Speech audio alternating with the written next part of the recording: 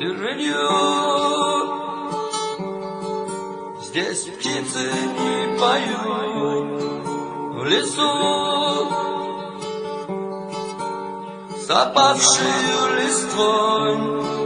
Здесь все пропитано войной. Здесь ночью был неравный бой, ночь игла, и в блиндаже все спят на посту. Двое лишь стоят, но никто не посмотрел назад. К ним в тыл врагов идет отряд, но древний часовой, а враг недалеко. И вдруг к нему во сне пришел старик седой, и парень подскочил. Он слышит топот ног, но кто же к ним идет? Сразу понять не смог, сразу понять не смог.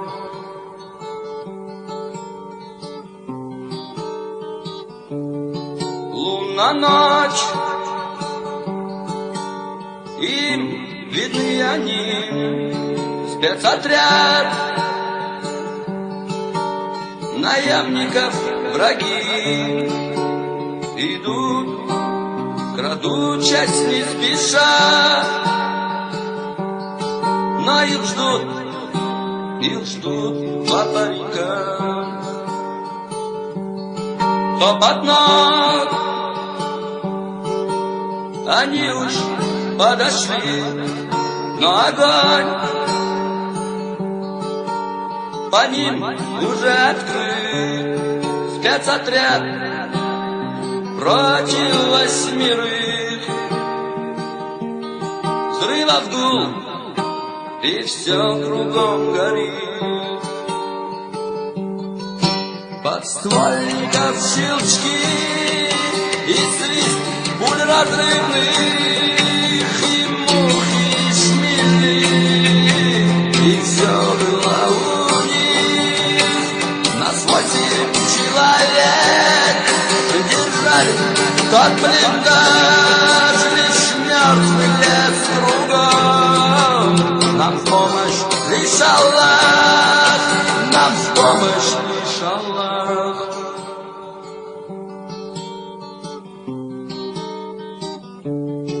На отход нам надо в лес назад. Мы лежим, сжимая автомат. Подмоги нет, и сделали заслон. Со всех сторон идет огонь. Пулемет очередь послал в этот миг. Я друга потерял, заряд подствольника и взрыв.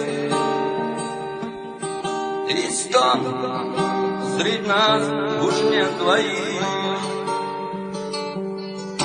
Мы сделали рывок, успели отойти.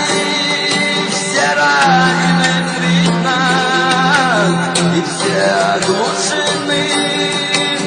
Но до подмоги мы держали высоту. Недолгим будет бой, все близится к концу. В неравной схватке той друзей я потерял. Ведь в тыл дорогу нам предатель указал. Но точно помню я, как он в ночи стонал. Одним из первых он сражен был наповал, сражен